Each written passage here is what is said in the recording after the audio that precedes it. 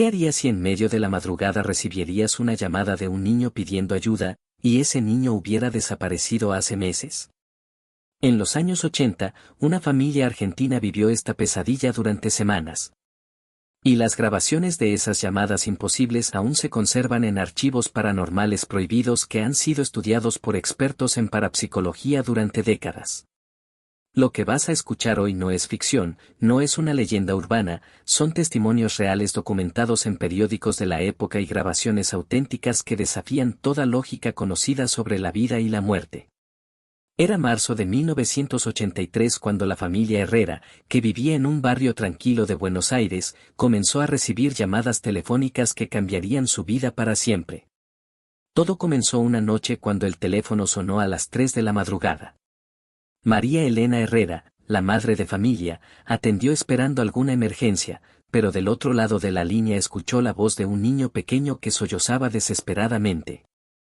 «Mamá, ayúdame, no puedo volver a casa, está muy oscuro aquí», decía la voz infantil con un tono que helaba la sangre.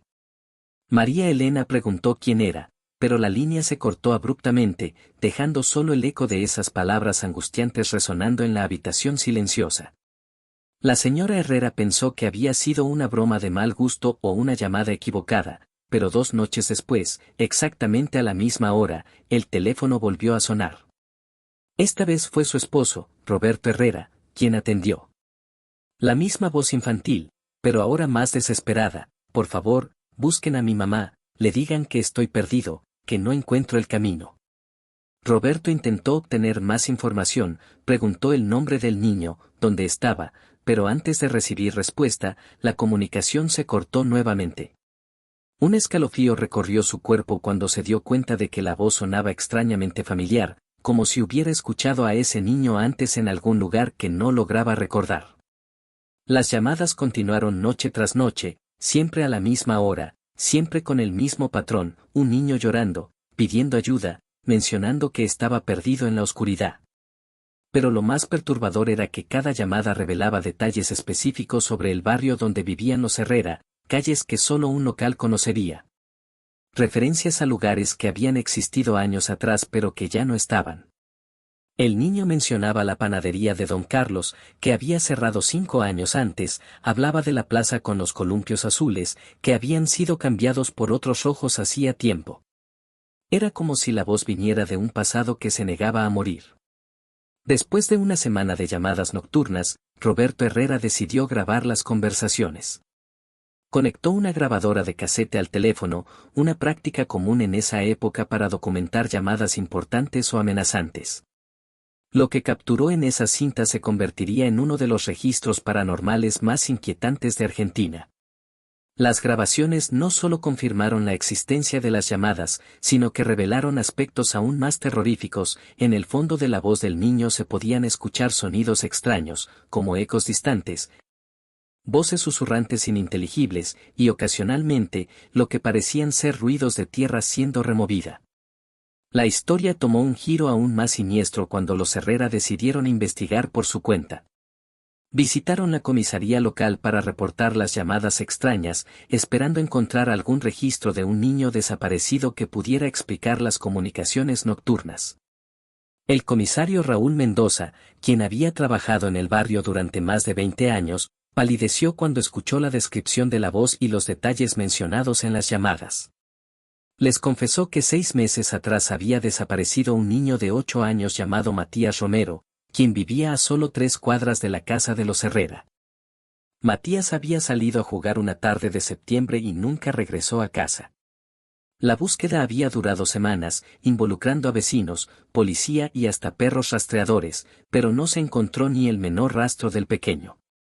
Lo más inquietante era que las últimas personas que lo vieron dijeron que Matías se dirigía exactamente hacia la zona donde vivían los Herrera, siguiendo el camino que describía en sus llamadas fantasmales.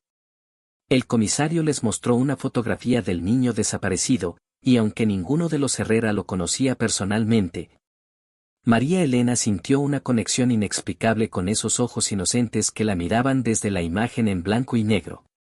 Las llamadas continuaron durante 3 semanas más, pero cada vez se volvían más débiles, como si la conexión entre nuestro mundo y el lugar desde donde llamaba el niño se estuviera desvaneciendo. En las últimas grabaciones, la voz de Matías sonaba más lejana, casi como un eco de un eco, pero sus palabras se volvieron más específicas y perturbadoras. Comenzó a describir lugares subterráneos, túneles oscuros donde otros niños también estaban perdidos, y mencionó ver hombres con palas que trabajaban en la oscuridad sin descanso. Fue entonces cuando las autoridades decidieron tomar el caso en serio.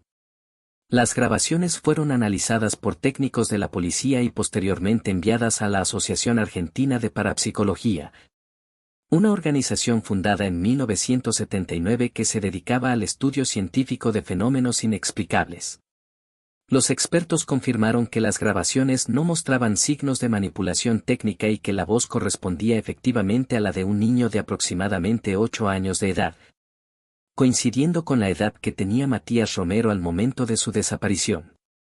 El doctor Carlos Alvarado, presidente de la Asociación Parapsicológica en ese momento, declaró al periódico Clarín que las grabaciones de la familia Herrera representaban uno de los casos más documentados de comunicación post-mortem infantil registrados en América Latina. Las cintas fueron sometidas a análisis espectrográficos que revelaron frecuencias de sonido inusuales, algunas por debajo del umbral de audición humana normal, lo que según los expertos podría explicar la sensación de inquietud profunda que experimentaban quienes escuchaban las grabaciones completas. Pero la investigación reveló aspectos aún más escalofriantes. Cuando los técnicos amplificaron digitalmente las grabaciones para analizar los sonidos de fondo, descubrieron lo que parecían ser múltiples voces infantiles susurrando simultáneamente. Era como si Matías no estuviera solo en ese lugar oscuro desde donde llamaba, sino acompañado por otros niños que también intentaban comunicarse con el mundo de los vivos. Los susurros eran en su mayoría ininteligibles, pero ocasionalmente se podían distinguir palabras como frío, oscuro, mamá y más perturbador aún, nombres de otros niños que habían desaparecido en la zona durante los últimos años. Si estas revelaciones te están causando escalofríos, dale like a este video y compártelo con alguien que también necesite conocer estas historias reales que desafían nuestra comprensión de la vida y la muerte. Porque lo que descubrieron después cambió completamente la perspectiva del caso y reveló una verdad aún más perturbadora. La investigación llevó a las autoridades a revisar todos los casos de niños desaparecidos en el área metropolitana de Buenos Aires durante la década anterior. Lo que encontraron fue un patrón inquietante: 6 niños habían desaparecido en un radio de 10 kilómetros alrededor del barrio donde vivían los Herrera. Todos entre los años 1978 y 1982. Todos eran varones entre 6 y 10 años, todos habían desaparecido durante las horas de la tarde mientras jugaban cerca de sus casas, y ninguno había sido encontrado jamás. Las familias de estos niños fueron contactadas y, para sorpresa de los investigadores, 3 de ellas admitieron haber recibido llamadas extrañas en el pasado. Pero las habían considerado bromas crueles y nunca las reportaron a las autoridades.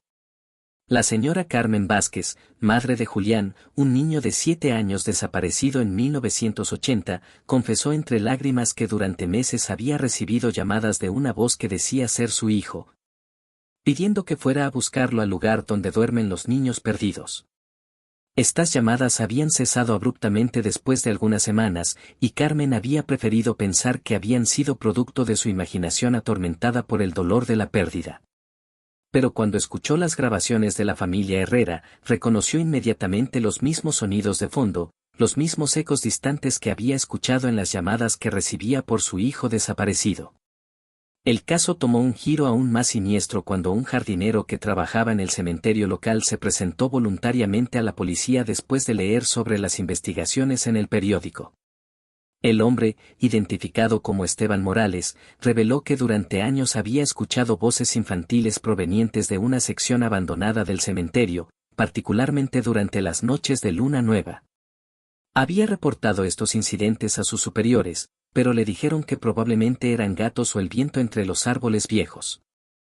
Sin embargo, Esteban insistía en que las voces sonaban como niños llamando a sus madres, y que en varias ocasiones había visto pequeñas figuras moviéndose entre las lápidas durante las primeras horas del amanecer.